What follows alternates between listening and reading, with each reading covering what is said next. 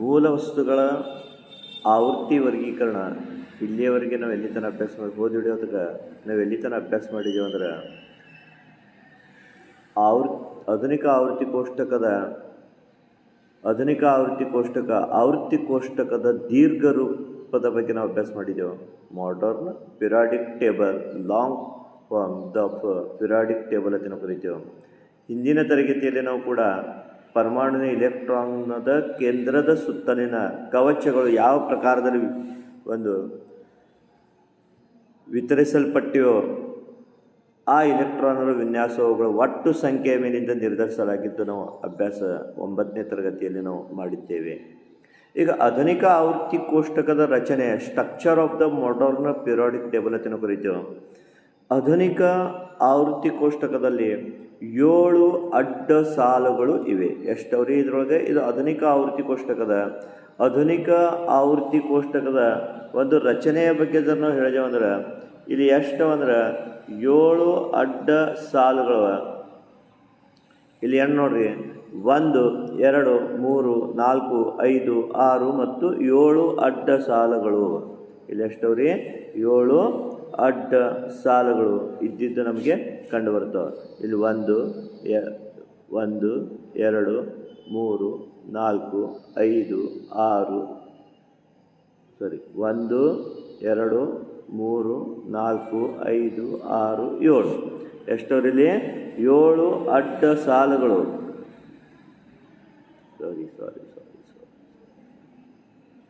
ಇಲ್ಲಿ ಎಷ್ಟೋ ನೋಡ್ರಿ, ಇದು 1ನೇ ಅಡ್ಡ ಸಾಲದ, ಇದು 2ನೇದದ, ಇದು 3ನೇದದ, ಇದು 4ನೇದದ, ಇದು 5ನೇದದ ರೀ, ಇದು 6ನೇದದ, ಇದು 7ನೇದದ. ಅಂದ್ರೆ 1 2 3 4 5 6 7 ಅಡ್ಡ ಸಾಲುಗಳು ಇದ್ದಿದ್ದು ನಮಗೆ ಕಂಡು ಬರ್ತಾವೆ. ಮುಂದೇನಾದ್ರೆ ಮತ್ತು ಈ ಆಧುನಿಕ ಆವೃತ್ತಿ ಕೋಷ್ಟಕದಲ್ಲಿ 7 ಅಡ್ಡ ಸಾಲುಗಳವ. ಅವು ಹ್ಯಾಂಗೆ ಹೋದ್ರಿ? 1ರಿಂದ ಎಷ್ಟವ? 7 1ರಿಂದ ಎಷ್ಟವ್ರಿ? 7 1ರಿಂದ 7 ಅವುಗಳಿಗೆ ನಾವು ಆವೃತ್ತಿ ಅಂತ ನಾವು ಕರಿತೇವೆ. ಅವು ಏನಂತ ಕರಿತೇವೆ ನಾವು? ಅದಕ್ಕೆ ಆವೃತ್ತಿ. 1ರಿಂದ 7 ಈ ಅಡ್ಡ ಸಾಲುಗಳಿಗೆ ಆವೃತ್ತಿ ಅಂತ ನಾವು ಕರಿತೇವೆ. ಆವೃತ್ತಿ. ಅದರಂತೆ ಈ ಕೋಷ್ಟಕದಲ್ಲಿ 18 ಏನವ್ರಿ? 18 ಲಂಬ ಸ್ತಂಭಗಳವ. ಅದರಿಂದ ಅಂದರೆ 1ರಿಂದ 18 ಗುಂಪುಗಳು. ಹೌದು, 1ರಿಂದ ಎಷ್ಟವಿಲ್ರಿ? 18 ಗುಂಪುಗಳವಲ್ಲಿ. ಎಷ್ಟವ? 1 ಹಿಡಿದು 18 ಗುಂಪುಗಳು. 1 ಹಿಡಿದು 18 ಗುಂಪುಗಳವ. ಇದು 1ನೇದ್ದು, ಇದು 2ನೇದ್ದು, 3 4 5 6 7 8 9 10 11 12 13 14 ಇದು 18. ಅಂದರೆ ಇದು ಪ್ರತಿಯೊಂದೇನ ಲಂಬ ಸ್ತಂಭವ. ಈ ಲಂಬ ಸ್ತಂಭಕ್ಕೆ ಏನಂತ ಕರಿತೀವಿ ನಾವು? ಗುಂಪು. ಎಷ್ಟು ಗುಂಪು ಇದೆ ಅಲ್ಲಿ ತನವ? ಇವು ಗುಂಪು 1ರಿಂದ ಎಷ್ಟವ್ರಿ? 18. ಗುಂಪು ಎಷ್ಟವ? 18. ಈಗ ನೋಡ್ರಿ, ಈಗ ಇನ್ನೊಂದು 1ರಿಂದ 18 ಇಲ್ಲಿ ಏನವ್ರಿ? ಗುಂಪುಗಳು. 1ರಿಂದ 18 ಗುಂಪುಗಳವ. ಅವುಗಳಿಗೆ ಈಗ 1ರಿಂದ 18 ಗುಂಪುಗಳಾಗಿ ಆವೃತ್ತಿ ಮತ್ತು ಗುಂಪು ಇವುಗಳ ರಚನೆಗಳಿಂದ ಚೌಕಟ್ಟುಗಳನ್ನು ತಯಾರಾಗ್ಯದ. 1ರಿಂದ 18 ಗುಂಪುಗಳವ. ಅವುಗಳಿಗೆ ಅಂದರೆ ಆವೃತ್ತಿ ಮತ್ತು ಗುಂಪು ಅಂದರೆ ಇದರ ಅರ್ಥ ಅಡ್ಡ ಸಾಲ ಮತ್ತು ಲಂಬ.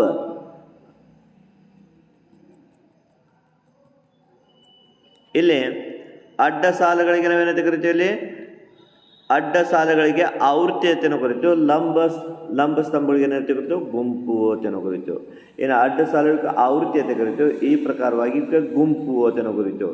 ಅಂದ್ರೆ ಆವೃತ್ತಿ ಮತ್ತು ಗುಂಪು ಇವುಗಳ ರಚನೆಗಳಿಂದ ಒಂದು ಚೌಕಟ್ಟು ತಯಾರಾಗ್ಯದ. ಈ ಪ್ರಕಾರವಾಗಿ ಚೌಕಟ್ಟು ತಯಾರಾಗ್ಯದ.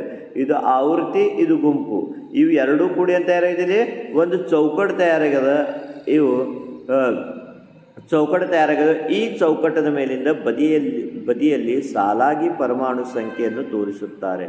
ಅಂದರೆ ಬದಿಯಲ್ಲಿ ಸಂಖ್ಯೆಗಳನ್ನು ತೋರಿಸೋದ್ರಿಂದ ಪರಮಾಣು ಕ್ರಮಾಂಕಗಳನ್ನು ತೋರಿಸ್ಯಾರ. ಪ್ರತಿಯೊಂದು ಚೌಕಟ್ಟು ಇದು ಒಂದು ಮೂಲ ವಸ್ತುವಿನ ಸ್ಥಾನ ಆಗ್ಯದ. ಇದು ಪ್ರತಿಯೊಂದೇನು ಚೌಕಟ್ಟದ, ಇದು ಪ್ರತಿಯೊಂದು ಚೌಕಟ್ಟು ಏನು ಹೇಳ್ತದ? ಒಂದು ಮೂಲ ವಸ್ತುವಿನ ಸ್ಥಾನಿಗೆ ಹೈಡ್ರೋಜನ್ ಅದ. ಈ ಪ್ರತಿಯೊಂದು ಈ ಪ್ರಕಾರವಾಗಿ ಏನು ಚೌಕಟ್ಟು ಬರ್ತದೆ ಆ ಮೂಲ ವಸ್ತುವಿನ ಸ್ಥಾನ. ಹೈಡ್ರೋಜನ್ ಆಗನ ಯಾವ್ದು ರೀ? ಹೀಲಿಯಂ ಅದ. ಹೈಡ್ರೋಜನ್, ಹೀಲಿಯಂ, ಬೆರಿಲಿಯಂ, ಇದು ಪ್ರತಿಯೊಂದು ಏನು ಚೌಕಟ್ಟು ಏನು ತೋರಿಸ್ತದೆ ನಮ್ಗೆ, ಪ್ರತಿಯೊಂದು ಚೌಕಟ್ಟ ಆ ಮೂಲ ವಸ್ತುವಿನ ನಮ್ಗೆ ಸ್ಥಾನವಿದೆ ಅಂತ ಹೇಳ್ತೇವೆ. ಈಗ ಇಲ್ಲಿ 7 ಸಾಲುಗಳ ಹೊರತಾಗಿ ಆವೃತ್ತಿ ಕೋಷ್ಟಕದ ತಳದಲ್ಲಿ ಮತ್ತೆ 2 ಸಾಲುಗಳನ್ನು ಸ್ವತಂತ್ರವಾಗಿ ಮಾಡಲ್ಪಟ್ಟದ. ಅವುಗಳಿಗೆ ಲ್ಯಾಂಥನೈಡ್ ಶ್ರೇಣಿ ಮತ್ತು ಆಕ್ಟಿನೈಡ್ ಶ್ರೇಣಿ ಅಂತ ನಾವು ಕರಿತೇವೆ. ಇಲ್ಲಿ ಮತ್ತೆ ಏನು ಮಾಡಲ್ಪಟ್ಟದ, ನಮಗಿಲ್ಲಿ 2 ಕೆಳಗೆ ಸ್ವತಂತ್ರವಾಗಿ ಎಫ್ ಖಂಡದಾಗ ಬರ್ತಾವೆ. ಎಲ್ಲಿ ಬರ್ತಾವ್ರಿ? ಎಫ್ ಖಂಡಿನಲ್ಲಿ ಬರ್ತಾವ. ಇವುಗಳಿಗೆ ಲ್ಯಾಂಥಿನೈಡ್ಸ್, ಇವಕ್ಕೆ ಲ್ಯಾಂಥಿನೈಡ್ಸ್ ಅಂತ ಕರಿತೇವೆ, ಆಕ್ಟಿನೈಡ್ಸ್ ಅಂತ ನಾವು ಕರಿತೇವೆ. ಅಂದ್ರೆ 2 ಸ್ವತಂತ್ರವಾಗಿ 2 ಖಂಡ, ಅವಕ್ಕನ್ನು ಏನಂತ ಕರಿತೇವೆ, 2 ಸ್ವತಂತ್ರವಾಗಿ 2 ಖಂಡಗಳನ್ನಾಗಿ ಮಾಡಲ್ಪಟ್ಟದ. ಅವುಗಳಿಗೆ ಏನಂತ ಕರಿತೇವೆ ನಾವು ಅವುಗಳಿಗೆ? ಈಗ ಲ್ಯಾಂಥಿನೈಡ್ಸ್ ಮತ್ತು ಆಕ್ಟಿನೈಡ್ಸ್ ಅಂತ ನಾವು ಕರಿತೇವೆ. ಅಂದ್ರೆ ಲ್ಯಾಂಥಿನೈಡ್ ಶ್ರೇಣಿ ಮತ್ತು ಆಕ್ಟಿನೈಡ್ ಶ್ರೇಣಿ ಅಂತ ನಾವು ಕರಿತೇವೆ. ಅಂದ್ರೆ ಸ್ವತಂತ್ರವಾಗಿ 7 ಸಾಲುಗಳ ಹೊರತಾಗಿ ಆವೃತ್ತಿ ಕೋಷ್ಟಕದ ತಳದಲ್ಲಿ ಮತ್ತೆ 2 ಸಾಲುಗಳಿಂದ ಆವೃತ್ತಿ ತಳದಾಗೇನೆ 2 ಸಾಲುಗಳನ್ನು ಮಾಡ್ಯಾರ. ಅವುಗಳಿಗೆ ಲ್ಯಾಂಥಿನೈಡ್ ಶ್ರೇಣಿ ಮತ್ತು ಆಕ್ಟಿನೈಡ್ ಶ್ರೇಣಿ ಅಂತ ನಾವು ಕರಿತೇವೆ. 2 ಶ್ರೇಣಿಗಳ ಆವೃತ್ತಿ ಕೋಷ್ಟಕದಲ್ಲಿ 118 ಚೌಕಟ್ಟುಗಳವ. ಪೂರ್ಣದರ್ ನಾವು ವಿಚಾರ ಮಾಡಿದೇವೆ ಅಂದ್ರೆ ಆವೃತ್ತಿ ಕೋಷ್ಟಕಗಳಿಗೆ ಎಷ್ಟು ಚೌಕಟ್ಟುಗಳವ? 118 ಚೌಕಟ್ಟುಗಳು. ಅಂದರೆ 118 ಮೂಲ ವಸ್ತುಗಳ ಸ್ಥಾನಗಳಿವೆ. ಎಷ್ಟು ಚೌಕಟ? ಪ್ರತಿಯೊಂದು ಚೌಕಟ್ಟಿನಲ್ಲಿ ಒಂದೊಂದು ಮೂಲ ವಸ್ತುಗಳನ್ನು ಕೊಡ್ರಿಸ್ಯಾರ. ಅಂದ್ರೆ 118 ಚೌಕಟ್ಟುಗಳ ಅವತ್ತೇಳಿ 118 ಮೂಲ ವಸ್ತುಗಳ ಸ್ಥಾನ ಆ ಆವೃತ್ತಿ ಕೋಷ್ಟಕದಲ್ಲಿ ಇದೆ ಅಂತ ನಾವು ಹೇಳ್ತೇವೆ. ತೀರ ಇತ್ತೀಚಿನ ಕಾಲದಲ್ಲಿ ಕೆಲವು ಮೂಲ ವಸ್ತುಗಳ ನಿರ್ಮಿತಿಯು ಪ್ರಯೋಗಿಸಿದ ಆಗಿರುವುದನ್ನು ಈಗ ಆವೃತ್ತಿ ಕೋಷ್ಟಕ ಪೂರ್ತಿಯಾಗಿ ತುಂಬಿದ ಮತ್ತು 118 ಮೂಲ ವಸ್ತುಗಳು ಈಗ ಸಂಶೋಧನೆ ಆಗಲ್ಪಟ್ಟಿವೆ. ಇಲ್ಲಿಯವರೆಗೆ ಎಷ್ಟು ಮೂಲ ವಸ್ತುಗಳ ಸಂಶೋಧನೆ ಆಗ್ಯಾವ ಅಂದ್ರೆ ಆ ಕೋಷ್ಟಕದ ಮೇಲೆ ನಾವು ಹೇಳ್ಬೇಕಂದ್ರೆ 118 ಮೂಲ ವಸ್ತುಗಳ ಸಂಶೋಧನೆ ಆಗಿದೆ. ಅಂದ್ರೆ ಸಂಪೂರ್ಣ ಆವೃತ್ತಿ ಕೋಷ್ಟಕವನ್ನು ಎಸ್ ಖಂಡ, ಪಿ ಖಂಡ, ಡಿ ಖಂಡ ಮತ್ತು ಎಫ್ ಖಂಡ ಹೀಗೆ 4 ಖಂಡಗಳಲ್ಲಿ ವಿಭಾಗಿಸಲ್ಪಟ್ಟದ. ನೋಡ್ರಿ, ಆಧುನಿಕ ಆವೃತ್ತಿ ಕೋಷ್ಟಕಗಳಿಗೆ ಎಷ್ಟು ಖಂಡಗಳವ? ನೀವು ಪ್ರಶ್ನೆ ಕೇಳ್ತಾರೆ 1 ಮಾರ್ಕಿಗೆ. ಆಧುನಿಕ ಆವೃತ್ತಿ ಕೋಷ್ಟಕದಲ್ಲಿ ಎಷ್ಟು ಖಂಡಗಳು ಇವೆ? ಯಾವಾದ್ರೆ ಒಂದು ಆಧುನಿಕ ಆವೃತ್ತಿ ಕೋಷ್ಟಕದಲ್ಲಿ 4 ಖಂಡಗಳು ಇವೆ. ಒಂದು ಎಸ್ ಖಂಡ, ಒಂದು ಪಿ ಖಂಡ, ಒಂದು ಡಿ ಖಂಡ, ಮೂರನೇದಾಗಿ ಯಾವ್ದಂದ್ರೆ ನಮ್ಗೆ ಇಲ್ಲಿ ಎಫ್ ಖಂಡ. ಒಟ್ಟು ಎಷ್ಟು ಖಂಡಗಳನ್ನ ಬರ್ತಾವೆ ನಮಗಿಲ್ಲಿ? ಆಧುನಿಕ ಆವೃತ್ತಿ ಕೋಷ್ಟಕದಲ್ಲಿ ಒಟ್ಟು 4 ಖಂಡಗಳು ಇವೆ. ಒಂದು ಎಸ್ ಖಂಡ, ಎರಡನೇದು ಪಿ ಖಂಡ, ಮೂರನೇದು ಡಿ ಖಂಡ ಮತ್ತು 4ನೇದಾಗಿ ಯಾವ್ದು ಬರ್ತದೆ? ಎಫ್ ಖಂಡ. ಹೀಗೆ ಆಧುನಿಕ ಆವೃತ್ತಿ ಕೋಷ್ಟಕದಲ್ಲಿ ಅಷ್ಟು 4 ಖಂಡಗಳಿಂದ ಮಾಡಲ್ಪಟ್ಟದ. ಅಂದ್ರೆ ಗುಂಪು 1 ಮತ್ತು 2 ಇವುಗಳಿಂದ ಉಂಟಾಗಿದ ಗುಂಪು 13ರಿಂದ 18 ಇವುಗಳಿಗೆ ಪಿ ಖಂಡ ಬರುತ್ತೆ ಮತ್ತು ಗುಂಪು 3ರಿಂದ 12 ಎಂದರೆ ಡಿ ಖಂಡದಲ್ಲಿ ಇದೆ. ತಳಭಾಗದಲ್ಲಿ ಲ್ಯಾಂಥಿನೈಡ್ಸ್ ಮತ್ತು ಆಕ್ಟಿನೈಡ್ ಶ್ರೇಣಿಗಳಿಂದ ಎಫ್ ಖಂಡವು ಆಗಿದೆ. ನೋಡ್ರಿ, ಗುಂಪು 3ರಿಂದ 12 ಅಂದರೆ ಡಿ ಖಂಡದಲ್ಲಿ ಇದ್ದರೆ ತಳಭಾಗದಲ್ಲಿ ಲ್ಯಾಂಥಿನೈಡ್ ಮತ್ತು ಆಕ್ಟಿನೈಡ್ ಶ್ರೇಣಿಗಳಿದ್ದರೆ ಅವುಗಳಿಗೆ ನಾವು ಎಫ್ ಖಂಡಗಳು ಅಂತ ನಾವು ಕರೀತೇವೆ. ಗುಂಪು 1 ಮತ್ತು 2 ಇದು ಯಾವ ಖಂಡದಾಗ ಬರ್ತಾವ್ರಿ? ಎಸ್ ಖಂಡ ಒಳಗೆ ಬರ್ತದೆ. ಗುಂಪು 1 ಮತ್ತು 2 ಗುಂಪು 1 ಮತ್ತು 2 ಎದ್ರೊಳಗೆ ಬರ್ತಾವ್ರಿ? ಎಸ್ ಖಂಡದಾಗ ಬರ್ತವ. ಗುಂಪು 13ರಿಂದ 12 ಡಿ ಖಂಡ ಒಳಗೆ ಸಮಾವೇಶವಾಗಿದೆ. ಗುಂಪು 13ರಿಂದ 18 ಎದ್ರೊಳಗೆ ಸಮಾವೇಶವಾಗಿವರು ಇವು ನಮಗೆ ಪಿ ಖಂಡದಲ್ಲಿ ಸಮಾವೇಶವಾಗಿದೆ. ಮತ್ತು ಎಫ್ ಇದು ಕೊನೆಯದಾಗಿ ನೋಡಿದೆವು. ತಳಭಾಗದಲ್ಲಿರುವಂಥ ಆವೃತ್ತಿ 2 ಮತ್ತೆರಡು ಆವೃತ್ತಿಗಳವ. ಅವುಗಳಿಗೆ ಏನಂತ ಕರಿತೀವಿ? ಎಫ್ ಖಂಡದಲ್ಲಿ ಲ್ಯಾಂಥಿನೈಡ್ಸ್ ಮತ್ತು ಆಕ್ಟಿನೈಡ್ಸ್ ಅಂತ ನಾವು ಕರಿತೇವೆ. ಈಗ ಇಲ್ಲಿ ಪಿ ಖಂಡ, ಎಸ್ ಖಂಡ, ಡಿ ಖಂಡ, ಎಫ್ ಖಂಡದ ಬಗ್ಗೆ ನಾವು ಅಭ್ಯಾಸ ಮಾಡಿದೆವು. ಇಲ್ಲಿ ಈಗ ಇನ್ನೂ ನಮಗಿಲ್ಲಿ ಅಭ್ಯಾಸ ಮಾಡೋದ ಡಿ ಮೂಲ ವಸ್ತುಗಳು, ಸಂಕ್ರಮಿಕ ಮೂಲ ವಸ್ತುಗಳು ಅಂತ ಕರಿತೇವೆ. ಡಿ ಖಂಡದೊಳಗಿನ ಮೂಲ ವಸ್ತುಗಳು ಅಂದ್ರೆ ಡಿ ಖಂಡದಲ್ಲಿ ಬರುವಂಥ ಏನು ಮೂಲ ವಸ್ತುಗಳವ ಅವುಗಳಿಗೆ ಸಂಕ್ರಮಕ ಮೂಲ ವಸ್ತುಗಳು ಅಂತ ಕರಿತೇವೆ. ಇಲ್ಲೊಂದು ನಿಮ್ಗೊಂದು ಪ್ರಶ್ನೆ ಬರ್ತದೆ, ಸಂಕ್ರಮಕ ಮೂಲ ವಸ್ತುಗಳು ಎಂದರೇನು? 1 ಮಾರ್ಕಿಗೆ ಇಲ್ಲೊಂದು ಪ್ರಶ್ನೆ ಅದು ನಮಗೆ. ಸಂಕ್ರಮಕ ಮೂಲ ವಸ್ತುಗಳು ಎಂದರೇನು ಅಂದ್ರೆ ಉತ್ತರ ಏನು ಬರ್ತದ? ಡಿ ಖಂಡದೊಳಗಿನ ಮೂಲ ವಸ್ತುಗಳಿಗೆ ಸಂಕ್ರಮಕ ಮೂಲ ವಸ್ತುಗಳೆಂದು ಕರೆಯುತ್ತಾರೆ. ಏನು ಪ್ರಶ್ನೆ ನಮ್ಗೆ? ಡಿ ಖಂಡದೊಳಗೆ ಬಿಟ್ಟ ಸ್ಥಳದೊಳಗೆ ಕೂಡ ನಮ್ಗೆ ಕೇಳ್ತಾರೆ. ಟಿಮ್ ಖಂಡದೊಳಗಿನ ಮೂಲ ವಸ್ತುಗಳಿಗೆ ಸಂಕ್ರಮಕ ಮೂಲ ವಸ್ತುಗಳೆಂದು ಕರೆಯುತ್ತಾರೆ. ಮತ್ತೊಮ್ಮೆ ಹೇಳ್ತೀನಿ ಕೇಳ್ರಿ, ಒಂದು ಮಾರ್ಕಿನ ನಮ್ಮ ಬಿಟ್ಟ ಸ್ಥಳಕ್ಕೆ ಭೀ ಕೂಡ ಬರ್ತದ. ಪ್ರಶ್ನೆ ಏನು ಬರ್ತದೆ ಅಂದ್ರೆ, ಡಿ ಖಂಡದೊಳಗಿನ ಟಿಮ್ ಖಂಡದೊಳಗಿನ ಮೂಲ ವಸ್ತುಗಳನ್ನು ಸಂಕ್ರಮಕ ಮೂಲ ವಸ್ತುಗಳೆಂದು ಕರೆಯುತ್ತಾರೆ. ಅಥವಾ ಹಿಂಗೆ ಭೀ ಕೇಳ್ತಾರೆ, ಡಿ ಖಂಡದೊಳಗಿನ ಮೂಲ ವಸ್ತುಗಳಿಗೆ ಟಿಂಬ ಮೂಲ ವಸ್ತುಗಳೆಂದು ಕರೆಯುತ್ತಾರೆ. ಈ ಪ್ರಕಾರವಾಗಿ ನಮಗೆ ಒಂದು ಮಾರ್ಕಿಗೆ ನಮಗೆ ಪ್ರಶ್ನೆಯನ್ನು ಕೇಳ್ತಾರೆ. ಈಗ ಆವೃತ್ತಿ ಕೋಷ್ಟಕದ ಪಿ ಖಂಡದಲ್ಲಿ ಒಂದು ಅಂಕು ಡೊಂಕಾದ ರೇಷೆಯನ್ನು ತೋರಿಸಲು ಬರ್ತದೆ. ಆ ಅಂಕು ಡೊಂಕಾದ ರಚನೆಯ ಸಹಾಯದಿಂದ ಮೂಲ ವಸ್ತುಗಳು ಪರಂಪರೆಯ 3 ಪ್ರಕಾರಗಳನ್ನು ಆಧುನಿಕ ಆವೃತ್ತಿ ಕೋಷ್ಟಕದಲ್ಲಿ ಸ್ಪಷ್ಟವಾಗಿ ತೋರಿಸಲು ನಮಗೆ ಬರ್ತದೆ. ನೋಡ್ರಿ, ಆಧುನಿಕ ಆವೃತ್ತಿ ಕೋಷ್ಟಕದೊಳಗೊಂದು ಅಂಕು ಡೊಂಕಾದ ಅಂದ್ರೆ ಸುರುಳಿಯ ರೇಷೆಯನ್ನು ತೋರಿಸಲಾಗಿದೆ. ಏನು ತೋರಿಸ್ಯಾರಲ್ರಿ? ಅಂಕು ಡೊಂಕಾದ ಒಂದು ಸುರುಳಿಯ ಇಲ್ಲಿ ರೇಷೆಯನ್ನು ತೋರಿಸ್ಯಾರ. ಏನು ಮಾಡ್ರಿ, ಇಲ್ಲಿ ಸುರುಳಿಯ ಒಂದು ರೇಷೆ ಅದ. ಆ ಸುರುಳಿ ಈ ಪ್ರಕಾರವಾಗಿ ಇಲ್ಲಿ ಅಂಕು ಡೊಂಕಾದ ರೇಷೆಯನ್ನು ಇಲ್ಲಿ ತೋರಿಸ್ಯಾರ ನೋಡ್ರಿ. ಇಲ್ಲಿ ತೋರಿಸ್ಯಾರ. ಇದು ಅಂಕು ಬಿ ಅದ, ಎಸ್ ಐ ಅದ, ಎ ಎಲ್ ಅದ, ಎ ಎಸ್ ಅದ, ಟಿ ಅದ, ಎ ಟಿ ಅದ, ಓ ಅದ. ಅಂದ್ರೆ ಇದು ಏನು ಅಂಕು ಡೊಂಕಾದ ರೇಷೆಯನ್ನು ತೋರಿಸ್ಯಾರ. ಈ ಅಂಕು ಡೊಂಕಾದ ರೇಷೆ ಆಧುನಿಕ ಆವೃತ್ತಿ ಕೋಷ್ಟಕ ತೋರಿಸಲು ಬರ್ತದೆ. ಈ ಅಂಕು ಡೊಂಕಾದ ರೇಷೆಯಿಂದ ಮೂಲ ವಸ್ತುಗಳ ಪರಂಪರೆಯ 3 ಪ್ರಕಾರಗಳನ್ನು ಆಧುನಿಕ ಆವೃತ್ತಿ ಸ್ಪಷ್ಟವಾಗಿ ನಾವಿಲ್ಲಿ ಹೇಗೆ ಬರ್ತದೆ.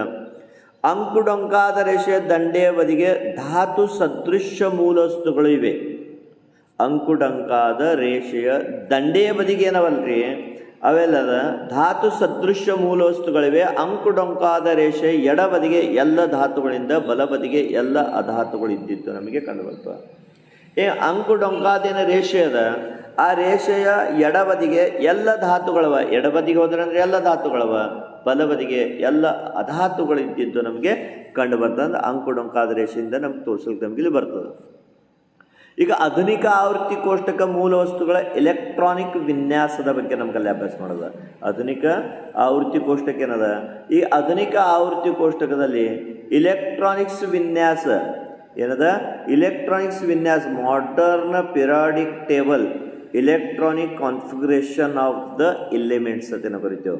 ಅಂದ್ರೆ ಒಂದು ಆವೃತ್ತದ ಹತ್ತಿರ ಇರೋ ಮೂಲ ವಸ್ತು ಗುಣಧರ್ಮಗಳಲ್ಲಿ ಸ್ವಲ್ಪ ವ್ಯತ್ಯಾಸ ಇದೆ. ಅಂದ್ರೆ ಪ್ರತಿ ಆವೃತ್ತದಲ್ಲಿ ಏನು ಹತ್ತಿರ ಏನಿರುವಂಥ ಏನು ಮೂಲ ವಸ್ತುಗಳವ, ಆ ಮೂಲ ವಸ್ತುಗಳ ಗುಣಧರ್ಮಗಳಲ್ಲಿ ಸ್ವಲ್ಪ ವ್ಯತ್ಯಾಸ. ಆದರೆ ದೂರದಲ್ಲಿರುವ ಮೂಲ ವಸ್ತುಗಳ ಗುಣಧರ್ಮಗಳಲ್ಲಿ ಮಾತ್ರ ಬಹಳ ವ್ಯತ್ಯಾಸವಿದ್ದಿದ್ದು ನಮಗೆ ಕಂಡು ಬರ್ತದೆ. ಅಂದ್ರೆ ದೂರದಲ್ಲಿರುವಂಥ ಏನು ಮೂಲ ವಸ್ತುಗಳವ, ಆ ಮೂಲ ವಸ್ತುಗಳ ಗುಣಧರ್ಮಗಳಲ್ಲಿ ಬಹಳಷ್ಟು ವ್ಯತ್ಯಾಸ ಇದ್ದಿದ್ದು ನಮಗೆ ಕಂಡು ಬರ್ತದೆ. ಅಂದ್ರೆ ಒಂದು ಗುಂಪಿನಲ್ಲಿಯ ಮೂಲ ವಸ್ತುಗಳಿಗೆ ರಾಸಾಯನಿಕ ಗುಣಧರ್ಮದಲ್ಲಿ ಸಾಧರ್ಮ್ಯ ಮತ್ತು ವ್ಯತ್ಯಾಸ ನಮಗೆ ಕಂಡು ಬರ್ತದೆ. ಅಂದ್ರೆ ಆಧುನಿಕ ಆವೃತ್ತಿ ಕೋಷ್ಟಕದಲ್ಲಿ ಗುಂಪು ಮತ್ತು ಆವೃತ್ತಿ ಇವು ವೈಶಿಷ್ಟ್ಯಗಳು ಇಲೆಕ್ಟ್ರಾನಿಕ್ಸ್ ವಿನ್ಯಾಸದಿಂದ ಆಗಿದೆ. ನಾವು ಅಭ್ಯಾಸ ಮಾಡಿದ್ದೇವೆ, 8ನೇತಿಗೆ ಅಭ್ಯಾಸ ಮಾಡಿದ್ದೇವೆ ರೀ, 8ನೇತಿಗೆ ಅಭ್ಯಾಸ ಮಾಡಿದ್ದೇವೆ, 9ನೇತಿಗೆ ಅಭ್ಯಾಸ ಮಾಡಿದ್ದೇವೆ, 10ನೇತಿಗೆ ಕೂಡ ನಾವು ಅಭ್ಯಾಸ ಮಾಡ್ಲತ್ತಿದ್ದೇವೆ. ಅಂದರೆ ಇಲೆಕ್ಟ್ರಾನಿಕ್ಸ್ ವಿನ್ಯಾಸದಿಂದ ಆಗಿರುತ್ತೆ. ಇಲೆಕ್ಟ್ರಾನಿಕ್ಸ್ ವಿನ್ಯಾಸ ಹೆಂಗೆ ತೆಗಿತೇವೆ ನಮ್ಗೆ ಗೊತ್ತದ. ಅಂದರೆ ಪರಮಾಣು ಕ್ರಮಾಂಕದ ಮೇಲಿಂದ ನಾವು ಇಲೆಕ್ಟ್ರಾನಿಕ್ಸ್ ವಿನ್ಯಾಸವನ್ನು ತೆಗಿತೇವೆ. ಅಂದರೆ ಒಂದು ಮೂಲ ವಸ್ತು ಆಧುನಿಕ ಆವೃತ್ತಿ ಕೋಷ್ಟಕದ ಯಾವ ಗುಂಪಿನಲ್ಲಿ ಮತ್ತು ಆವೃತ್ತದಲ್ಲಿ ಇರಿಸಬೇಕು ಎಂಬುದನ್ನು ಇಲೆಕ್ಟ್ರಾನಿಕ್ಸ್ ವಿನ್ಯಾಸದ ಮೇಲಿಂದ ನಿಶ್ಚಿತವನ್ನು ಪಟ್ಟದ. ಅದರ ಪ್ರತಿಯೊಂದು ಮೂಲ ವಸ್ತು ಯಾವ ಗುಂಪಿನಲ್ಲಿಡಬೇಕು, ಯಾವ ಆವೃತ್ತಿಯಲ್ಲಿಡಬೇಕು ಎಂಬುದರ ಎದ್ರ ಮೇಲೆ ನಿರ್ಧರಿಸಲ್ಪಟ್ಟದ ಇಲೆಕ್ಟ್ರಾನಿಕ್ಸ್ ವಿನ್ಯಾಸದ ಮೇಲಿಂದ ಹೇಳ್ತೇವೆ ನಾವು. ಅಂದ್ರೆ 1ನೇ ಗುಂಪಿನೊಳಗೆ, 2ನೇ ಗುಂಪಿನೊಳಗೆ, 3ನೇ ಗುಂಪಿನೊಳಗೆ ಏನು ಮೂಲ ವಸ್ತುಗಳನ್ನು ಬರೆದಿದ್ದೆವು. ಪ್ರತಿಯೊಂದು ಏನು ಚೌಕಟ್ಟಿನೊಳಗೆ ಒಂದೊಂದು ಮೂಲ ವಸ್ತುಗಳನ್ನು ಬರೆದಿದ್ದೆವು. ಅದು ಯಾವ ಆಧಾರದ ಮೇಲಿಂದ ನಾವು ಬರೆದೇವು ಅಂದ್ರೆ ನಮಗೆ ಒಂದು ಇಲೆಕ್ಟ್ರಾನಿಕ್ಸ್ ವಿನ್ಯಾಸದ ಆಧಾರದಿಂದ ನಾವು ಬರೆದಿದ್ದೇವೆ. ಅಂದರೆ ಇಲೆಕ್ಟ್ರಾನಿಕ್ ವಿನ್ಯಾಸದ ಮೇಲಿಂದ ನಿಶ್ಚಿತವನ್ನು ಪಡಿಸ್ಯಾರ.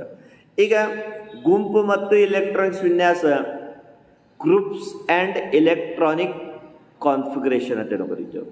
ಗುಂಪು ಮತ್ತು ಎಲೆಕ್ಟ್ರಾನಿಕ್ಸ್ ವಿನ್ಯಾಸ ನಿಮಗೆ ಕಾಣೋದೇನೆಂದರೆ, ಗುಂಪು 1 ಎಂದರೆ ಅಲ್ಕಲಿ ಧಾತುಗಳು ಕುಲದಲ್ಲಿ ಎಲ್ಲ ಮೂಲ ವಸ್ತುಗಳ ಸಂಯೋಗ ಸಾಮರ್ಥ್ಯ ಇಲೆಕ್ಟ್ರಾನ್ಗಳ ಸಂಖ್ಯೆಯು ಸಮಾನವಿದೆ.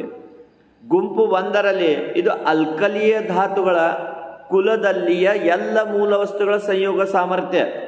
ಅಂದ್ರೆ ಗುಂಪು ಒಂದರಲ್ಲಿ ಬರುವಂಥ ಏನು ಮೂಲ ವಸ್ತುಗಳವ ಅವು ಮೂಲ ವಸ್ತುಗಳ ಸಂಯೋಗ ಸಾಮರ್ಥ್ಯ ಒಂದೇ ಇರ್ತದೆ. ಅಂದರೆ ಇಲೆಕ್ಟ್ರಾನ್ಗಳ ಸಂಖ್ಯೆ ಇಲ್ಲಿ ಏನಿರ್ತದೆ ಸಮಾನ ಇರ್ತದೆ.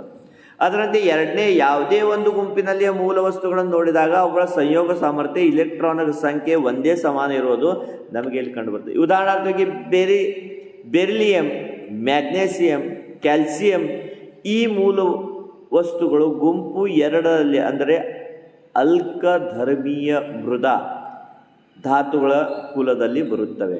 ಅಂದರೆ ಬೆರಿಲಿಯಂ, ಮ್ಯಾಗ್ನೇಸಿಯಂ, ಕ್ಯಾಲ್ಸಿಯಂ ಈ ಮೂಲ ವಸ್ತುಗಳು ಗುಂಪು ಎರಡು ಅಂದರೆ ಅಲ್ಕಧರ್ಮೀಯ ಮೃದ. ಅದ್ರಲ್ಲಿ ನೋಡ್ರಿ ಎಲ್ಲ ನೋಡ್ರಿ ಬೆರಿಲಿಯಂ ಇಲ್ಲಿ ತೋರಿಸ್ಯಾರ ನೋಡ್ರಿ.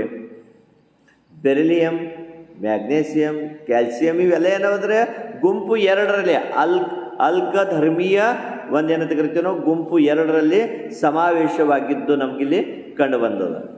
ಮತ್ತು ಅವುಗಳ ಬಾಹ್ಯತಮ ಕಕ್ಷೆಯಲ್ಲಿ ಎರಡು ಇಲೆಕ್ಟ್ರಾನ್ಸ್ಗಳು ಈಗ ಮೊದಲೇ ಕಕ್ಷೆ ಒಳಗೆ ನಾವು ನೋಡಿದೆವು ಅಂದ್ರೆ ಮೊದಲೇ ಕಕ್ಷೆಗಳನ್ನು ನೋಡಿದೆವು. ಈಗ ಉದಾಹರಣಾರ್ಥವಾಗಿ ನಮ್ಮ ಹೈಡ್ರೋಜನ್ ನಾವು ನೋಡಿದೆವು. ಉದಾಹರಣಾರ್ಥವಾಗಿ ನಾವು ಹೈಡ್ರೋಜನ್ ನೋಡಿದೆವು ಅಂದ್ರೆ ಹೈಡ್ರೋಜನದ ಪರಮಾಣು ಕ್ರಮಾಂಕ ಒಂದದ. ಹೈಡ್ರೋಜನದ ಪರಮಾಣು ಕ್ರಮಾಂಕ ಒಂದದ, ಇಲೆಕ್ಟ್ರಾನಿಕ್ಸ್ ವಿನ್ಯಾಸ ಒಂದದ್ರ ಬಾಹ್ಯತಮ ಕಕ್ಷೆಯಲ್ಲಿ ಕೇವಲ ಒಂದು ಇಲೆಕ್ಟ್ರಾನ್ಸ್ ಸಮಾವೇಶವಾಗಿದ್ದು ನಮಗೆ ಕಂಡು ಬರ್ತದೆ. ಈಗ ಅದೇ ಪ್ರಕಾರವಾಗಿ ಲಿಥಿಯಂ ನಾವು ತೊಗೊಂಡೆವು. ಲಿಥಿಯಮದ ಪರಮಾಣು ಕ್ರಮಾಂಕ 3 ಅದ ಮತ್ತು ಇವುಗಳ ಇಲೆಕ್ಟ್ರಾನಿಕ್ಸ್ ವಿನ್ಯಾಸ 1 2 ಅಂದ್ರೆ ಕೇವಲ 2ರಿಂದ ಕೂಡಿದ್ದು. ಸಾರಿ 2 1 ಅಂದ್ರೆ ಬಾಹ್ಯತಮ ಕಕ್ಷೆಯಲ್ಲಿ ಕೇವಲ ಒಂದು ಇಲೆಕ್ಟ್ರಾನ್ಸ್ ಅದ. ಮತ್ತು ಅದೇ ಪ್ರಕಾರವಾಗಿ ಸೋಡಿಯಂ ತೋರಿ, ಸೋಡಿಯಂದ ಪರಮಾಣು ಕ್ರಮಾಂಕ 11 ಅದ ಮತ್ತು ಅವುಗಳ ಇಲೆಕ್ಟ್ರಾನ್ಸ್ ವಿನ್ಯಾಸ 2 8 1 ಬಾಹ್ಯತಮ ಕಕ್ಷೆಯಲ್ಲಿ ಒಂದು ಇಲೆಕ್ಟ್ರಾನ್ಸ್ ಅದ. ಮತ್ತು ಅದೇ ಪ್ರಕಾರವಾಗಿ ನೀವು ಇನ್ನೊಂದು ಪೊಟ್ಯಾಸಿಯಂ ಪೊಟ್ಯಾಸಿಯಂದ ಇಲೆಕ್ಟ್ರಾನಿಕ್ಸ್ ವಿನ್ಯಾಸ ಎಷ್ಟಂದ್ರೆ 19 ಅದ. ಆದ್ದರಿಂದ 2 8 8 1 ಅಂದರೆ ಇದ್ರ ಬಿ ಕೂಡ ಬಾಹ್ಯತಮ ಕಕ್ಷೆಯಲ್ಲಿ ಒಂದು ಇಲೆಕ್ಟ್ರಾನ್ಸ್ ಸಮಾವೇಶವಾಗಿದ್ದು ನಮಗೆ ಕಂಡು ಬರ್ತದೆ. ಅಂದರೆ ಗುಂಪು ಒಂದರಲ್ಲಿ ಬರುವಂಥ ಏನ ಮೂಲ ವಸ್ತುಗಳವ ಆ ಮೂಲ ವಸ್ತುಗಳ ಬಾಹ್ಯತಮ ಕಕ್ಷೆಯಲ್ಲಿ ಕೇವಲ ಒಂದು ಇಲೆಕ್ಟ್ರಾನ್ಸ್ ಇರ್ತದೆ. ಅದೇ ಪ್ರಕಾರವಾಗಿ ಗುಂಪು 2 ತೊಗೊಂಡೇವು ಅಂದ್ರೆ ಬೆರಿಲಿಯಮ್ದು ಪರಮಾಣು ಕ್ರಮಾಂಕ 1 ಅದ. ಪರಮಾಣು ಕ್ರಮಾಂಕ 1 ಅದ. ಮತ್ತು ಅದೇ ಪ್ರಕಾರವಾಗಿ ಇವುಗಳ ಇಲೆಕ್ಟ್ರಾನ್ಸ್ ವಿನ್ಯಾಸ 2 2 ಬಾಹ್ಯತಮ ಕಕ್ಷೆಯಲ್ಲಿ 2 ಇಲೆಕ್ಟ್ರಾನ್ಸ್ ಬರ್ತವೆ. ಮತ್ತು ಅದೇ ಪ್ರಕಾರವಾಗಿ ಮ್ಯಾಗ್ನೇಸಿಯಮದ ಪರಮಾಣು ಕ್ರಮಾಂಕ 12 ಅದ.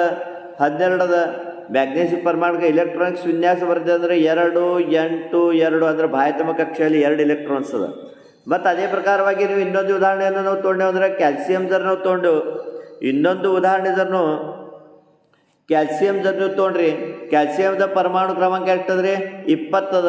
ಆದ್ದರಿಂದ ಇಲೆಕ್ಟ್ರಾನಿಕ್ಸ್ ವಿನ್ಯಾಸ 2 8 8 2 ಅಂದರೆ ಇವುಗಳ ಬಾಹ್ಯತಮ ಕಕ್ಷೆಯಲ್ಲಿ ಎಷ್ಟು ಇಲೆಕ್ಟ್ರಾನ್ಸ್ ಬರ್ತಾವ್ರೆ ನಮಗೆ 2 ಇಲೆಕ್ಟ್ರಾನ್ಸ್. ಅಂದರೆ ಈ ಪ್ರಕಾರವಾಗಿ ನಾವು ಎದ್ರ ಮೇಲೆ ಗುಂಪು ಮತ್ತು ಆವೃತ್ತಿ ಅಂದ್ರೇನು ಎದ್ರ ಮೇಲೆ ಇಲೆಕ್ಟ್ರಾನ್ಸ್ ಇಟ್ಟರೆ ಅವುಗಳ ಒಂದು ಎಲೆಕ್ಟ್ರಾನಿಕ್ಸ್ ವಿನ್ಯಾಸದ ಮೇಲಿಂದ ನಮ್ಗೆ ಇಟ್ಟಿದ್ದು ಕಂಡು ಬರ್ತದೆ.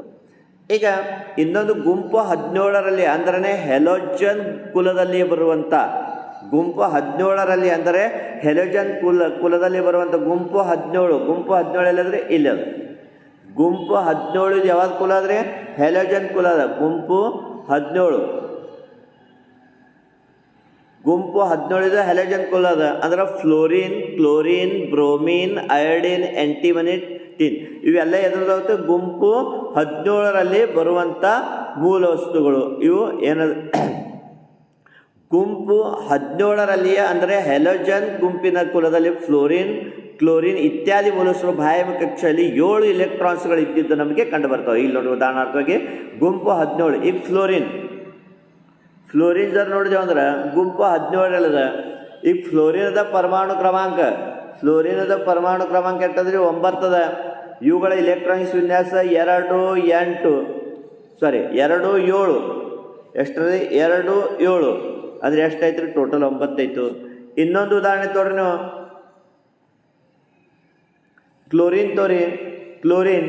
ಕ್ಲೋರಿನದ ಪರಮಾಣು ಕ್ರಮಾಂಕ ಎಷ್ಟದ 17 ಅದ. ಇವುಗಳ ಇಲೆಕ್ಟ್ರಾನಿಕ್ಸ್ ವಿನ್ಯಾಸ ಬರ್ದೇವು ಅಂದರೆ ಎಷ್ಟು ಬರ್ತದೆ ನಮ್ಗೆ 2 8 ಎಷ್ಟು ಬರ್ತದೆ ರೀ 7. ಮತ್ತು ಅದೇ ಪ್ರಕಾರವಾಗಿ ನೀವು ಬ್ರೋಮಿನ್ ತೋರಿ, ಬ್ರೋಮಿನ್ ಬಿ ಕೂಡ ನೋಡಿದೆವು ಅಂದರೆ 2 8 18 8 ಮತ್ತು ಕೊನೆಯ ಕಕ್ಷೆಯಲ್ಲಿ 7 ಇಲೆಕ್ಟ್ರಾನ್ಸ್ಗಳು ಇದರಲ್ಲಿ ಸಮಾವೇಶವಾಗಿದ್ದು ನಮಗೆ ಕಂಡುಬರ್ತದೆ. ಈ ಪ್ರಕಾರವಾಗಿ ಗುಂಪು 17ರಲ್ಲಿ ಯಾವುದ್ರಿ ಗುಂಪು 17ರಲ್ಲಿ ಬರುವಂಥ ಏನು ಮೂಲ ವಸ್ತುಗಳವ ಅವುಗಳ ಬಾಹ್ಯತಮ ಕಕ್ಷೆಯಲ್ಲಿ ಗುಂಪು 17 ಇದು ಬಾಹ್ಯತಮ ಕಕ್ಷೆಯಲ್ಲಿ ಎಷ್ಟು ಇಲೆಕ್ಟ್ರಾನ್ಸ್ ಇರ್ತವ? ಬಾಹ್ಯತಮ ಕಕ್ಷೆಯಲ್ಲಿ 7 ಇಲೆಕ್ಟ್ರಾನ್ಸ್ಗಳಿಂದ ಕೂಡಿದ್ದು ನಮಗೆ ಕಂಡುಬರ್ತದೆ. ಈಗ ಇನ್ನೊಂದು ಹೆಲೋಜನ್ ಕುಲದಲ್ಲಿ ಫ್ಲೋರಿನ್, ಕ್ಲೋರಿನ್, ಬ್ರೋಮಿನ್ ಇವೆಲ್ಲ ಹೆಲೋಜನ್ ಗುಂಪಿನಲ್ಲಿ ಬರುವಂಥವುಗಳ ಬಾಹ್ಯತಮ ಕಕ್ಷೆಯಲ್ಲಿ 7 ಇಲೆಕ್ಟ್ರಾನ್ಸ್ಗಳು ಇದ್ದಿದ್ದು ನಮಗೆ ಕಂಡಿರ್ತಾರೆ. ಇದರ ಮೇಲಿಂದ ನಮಗೆ ಹೀಗೇನು ತಿಳಿದು ಬರ್ತದೆ ಅಂದ್ರೆ ಬಾಹ್ಯತಮ ಕಕ್ಷೆ ಇಲೆಕ್ಟ್ರಾನ್ಗಳ ಸಂರಚನೆಯು ಆಧುನಿಕ ಆವೃತ್ತಿ ಕೋಷ್ಟಕದಲ್ಲಿ ಆಯಾ ಗುಂಪುಗಳ ವೈಶಿಷ್ಟ್ಯವಾಗಿದೆ. ಏನು ಇಲೆಕ್ಟ್ರಾನ್ದಿನ ಸಂರಚನೆ ಅದ, ಈ ಸಂರಚನೆಯು ಆಧುನಿಕ ಆವೃತ್ತಿ ಕೋಷ್ಟಕದಲ್ಲಿಯ ಆಯಾ ಗುಂಪುಗಳ ವೈಶಿಷ್ಟ್ಯವಾಗಿದ್ದು. ಅಂದರೆ ನಾವು ಒಂದು ಗುಂಪಿನ ಮೇಲಿಂದ ಕೆಳಗೆ ಹೋದಂತೆ ಮಾತ್ರ ಕಕ್ಷೆಗಳ ಸಂಖ್ಯೆ ಹೆಚ್ಚಾಗುತ್ತಾ ಹೋಗುತ್ತದೆ.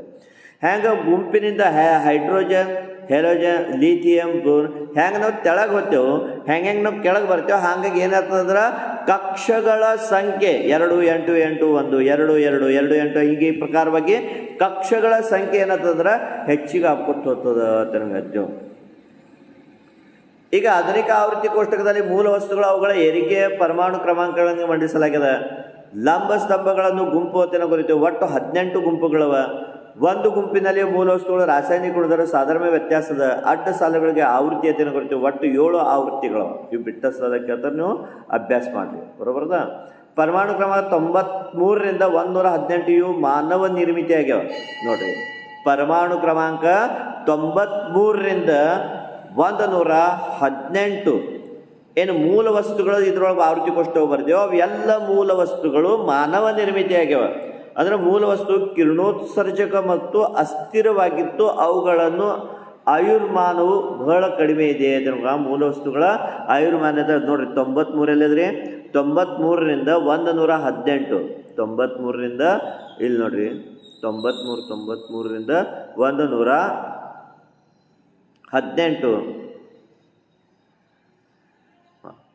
ಇವುಗಳ NP ಎಲ್ಲರೂ 93 ಯಾವುದು ನೋಡ್ರಿ